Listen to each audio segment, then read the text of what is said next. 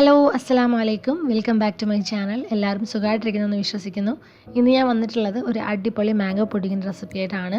വീഡിയോയിലേക്ക് പോകുന്നതിന് മുന്നേ നിങ്ങൾ ഈ ചാനൽ ആദ്യമായിട്ടാണ് കാണുന്നതെങ്കിൽ സബ്സ്ക്രൈബ് ചെയ്യാൻ മറക്കരുത്. അപ്പോൾ നമുക്കിത് എങ്ങനെയാണ് ഉണ്ടാക്കുന്നതെന്ന് നോക്കാം. ഈ പുഡിംഗ് ഉണ്ടാക്കിയെടുക്കാൻ വേണ്ടിയിട്ട് ഞാനിവിടെ നന്നായിട്ട് പഴുത്ത വലിയൊരു മാങ്ങ എടുത്തിട്ടുണ്ട്. ഇതിൻ്റെ വെയിറ്റ് പറയുകയാണെങ്കിൽ ഏകദേശം 500 ഗ്രാം വെയിറ്റ് ഉണ്ടായിരുന്നു. നിങ്ങളുടെ കയ്യിൽ ചെറിയ മാങ്ങയാണുള്ളതെങ്കിൽ 2-3 മാങ്ങ എടുക്കാവുന്നതാണ്. ഇനി നമുക്ക് ഇതിൻ്റെ തൊലിയൊക്കെ നന്നായിട്ട് കളഞ്ഞെടുത്തിട്ട് ചെറിയ പീസായിട്ടൊന്ന് കട്ട് ചെയ്തെടുക്കണം.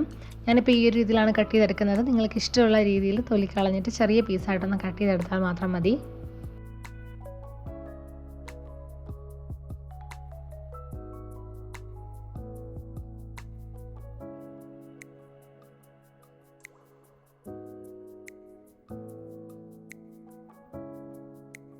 ഇപ്പോൾ ഞാൻ ഈ മാങ്ങ മുഴുവനായിട്ട് ചെറിയ പീസായിട്ട് കട്ട് ചെയ്തെടുത്തിട്ടുണ്ട്. നമുക്കിനി ഇതിൽ നിന്ന് കുറച്ച് മാങ്ങ മാറ്റി വയ്ക്കണം.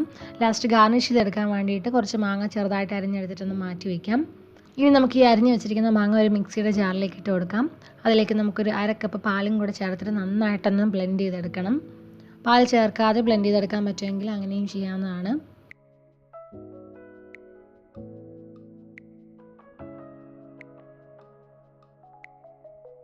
ഇപ്പോൾ ഞാനിത് നന്നായിട്ടൊന്ന് അരച്ചെടുത്തിട്ടുണ്ട്. നമുക്കിനി ഇതൊന്ന് മാറ്റി വയ്ക്കാം.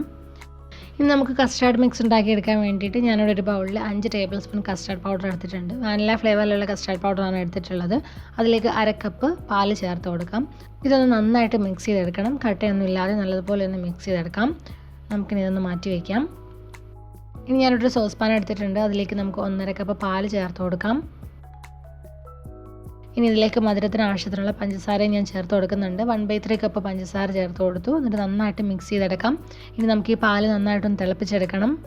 ഇപ്പോൾ ഈ പാല് നന്നായിട്ട് തിളച്ച് വന്നിട്ടുണ്ട്. നമുക്കിനി ഇതിലേക്ക് നമ്മൾ നേരത്തെ റെഡിയാക്കി വെച്ചിരിക്കുന്ന കസ്റ്റാർഡ് മിക്സ് ചേർത്ത് കൊടുക്കാം. കസ്റ്റാർഡ് മിക്സ് ചേർത്ത ഉടനെ തന്നെ നന്നായിട്ട് മിക്സ് ചെയ്തെടുക്കണം, അല്ലെങ്കിൽ അടിയിൽ പിടിക്കും.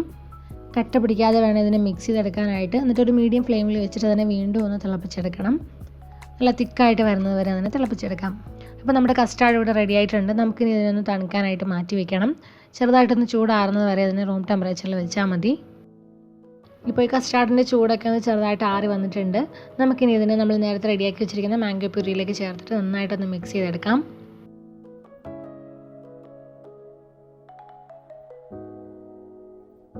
ഇനി ഇതിലേക്ക് ഞാനൊരു 1/4 ടീസ്പൂൺ ഏലക്ക പൊടിച്ചതും കൂടി ചേർത്ത് കൊടുക്കുന്നുണ്ട്. നല്ലൊരു ഫ്ലേവറിന് വേണ്ടിയിട്ടാണ്. എന്നിട്ട് നന്നായിട്ട് മിക്സ് ചെയ്തെടുക്കാം. എന്നിട്ട് അതൊന്ന് മാറ്റി വയ്ക്കാം. ഇനി ഒരു ബൗളിലേക്ക് 1/2 കപ്പ് തണുത്ത പാൽ ചേർത്ത് കൊടുക്കാം. ഇതിലേക്ക് ഒരു പാക്കറ്റ് ഡ്രീം വിപ്പ് ചേർത്ത് കൊടുക്കുന്നുണ്ട്. എന്നിട്ട് നന്നായിട്ട് ബീറ്റ് ചെയ്തെടുക്കാം. ഇതിന് പകരമായിട്ട് 1/2 കപ്പ് വിപ്പിംഗ് ക്രീം ഒന്ന് വിപ്പ് ചെയ്തെടുത്താലും മതി.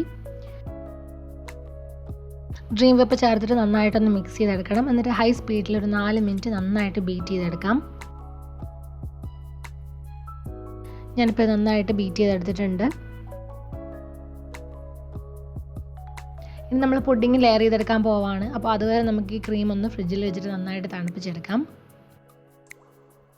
ഇനി ഈ പുഡിംഗ് സെറ്റ് ചെയ്തെടുക്കാൻ വേണ്ടിയിട്ട് ഞാനിവിടെ റെക്റ്റാങ്കുലർ ഷേപ്പിലുള്ള ഒരു ട്രേ ആണ് എടുത്തിട്ടുള്ളത്. നമുക്കിനി ഫസ്റ്റ് ലെയർ സെറ്റ് ചെയ്യാം. അതിന് വേണ്ടിയിട്ട് ഞാനിവിടെ കുറച്ച് ബിസ്ക്കറ്റ്സ് എടുത്തിട്ടുണ്ട്. ഈ ബിസ്ക്കറ്റ്സ് ഒന്ന് പാലിൽ ചെറുതായിട്ടൊന്ന് ഡിപ്പ് ചെയ്തെടുത്തിട്ട് നമുക്കൊന്ന് ലെയർ ചെയ്ത് കൊടുക്കാം.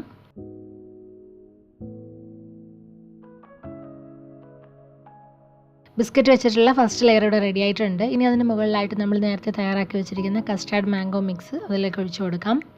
അതിൻ്റെ പകുതി മാത്രമേ ആദ്യം ഒഴിച്ചു കൊടുക്കുന്നുള്ളൂ.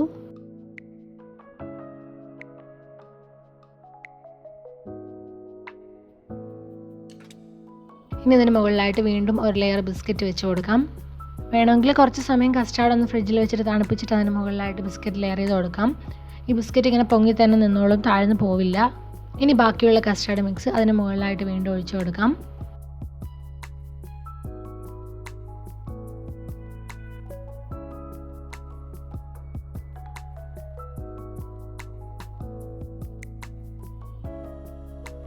പിന്നെ നമ്മൾ കുറച്ച് മാങ്ങ അരിഞ്ഞത് മാറ്റി വെച്ചിട്ടുണ്ടായിരുന്നല്ലോ, അപ്പോൾ അതിട്ട് കൊടുക്കാം.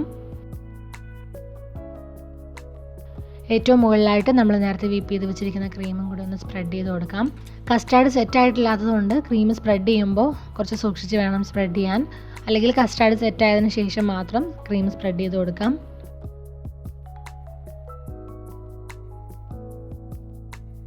ഇനി ബാക്കിയുള്ള മാങ്ങ അരിഞ്ഞതും കൂടി അതിന് മുകളിലായിട്ട് ഇട്ട് കൊടുക്കാം.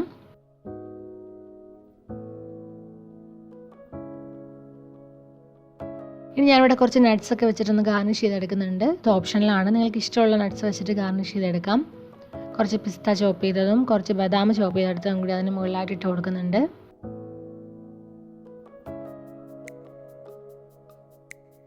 ഇനി ഞാനിവിടെ കുറച്ച് മധുരമുള്ള കോൺഫ്ലേക്സ് എടുത്തിട്ടുണ്ട്. ഹണി ഫ്ലേവറിലുള്ള കോൺഫ്ലേക്സ് ആണ്. അത് ഇതുപോലെ കൈകൊണ്ട് ജസ്റ്റ് ഒന്ന് ക്രഷ് ചെയ്തെടുത്തിട്ട് അതിന് മുകളിലായിട്ട് ഇട്ട് കൊടുക്കാം. നിങ്ങളുടെ കയ്യിൽ ഉണ്ടെങ്കിൽ ചേർത്ത് കൊടുത്താൽ മതി.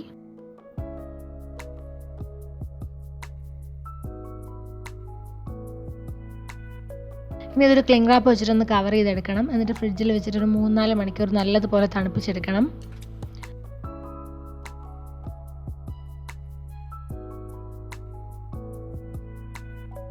ഇപ്പം നമ്മുടെ മാംഗോ കസ്റ്റാർഡ് പുഡിംഗ് ഇവിടെ നന്നായിട്ട് സെറ്റായി വന്നിട്ടുണ്ട്. നല്ല ടേസ്റ്റി ആയിട്ടുള്ള പുഡിംഗ് ആണ്. എല്ലാവരും ട്രൈ ചെയ്ത് നോക്കണം. ഇപ്പോൾ മാങ്ങയുടെ സീസണാണ്, അപ്പോൾ എല്ലാവരുടെയും വീട്ടിലും മാങ്ങ ഉണ്ടാവും. അപ്പോൾ എല്ലാവരും ഒന്ന് ട്രൈ ചെയ്ത് നോക്കുക. കസ്റ്റാർഡ് പൗഡർ നിങ്ങളുടെ കയ്യിലില്ലെങ്കിൽ കോൺഫ്ലവർ വെച്ചിട്ടും ചെയ്യാവുന്നതാണ്. നിങ്ങൾക്ക് എല്ലാവർക്കും ഇന്നത്തെ റെസിപ്പി ഇഷ്ടമായെന്ന് വിചാരിക്കുന്നു. വീഡിയോ ഇഷ്ടമായാൽ ലൈക്ക് ചെയ്യാനും കമൻറ്റ് ചെയ്യാനും ഷെയർ ചെയ്യാനും മറക്കരുത്. അതുപോലെ നിങ്ങൾ ഈ ചാനൽ ആദ്യമായിട്ടാണ് കാണുന്നതെങ്കിൽ സബ്സ്ക്രൈബ് ചെയ്യാനും മറക്കരുത്. പുതിയ നല്ല റെസിപ്പികളുമായിട്ട് ഇൻഷാ അല്ലാഹ് വീണ്ടും കാണാം. Thank you for watching. By.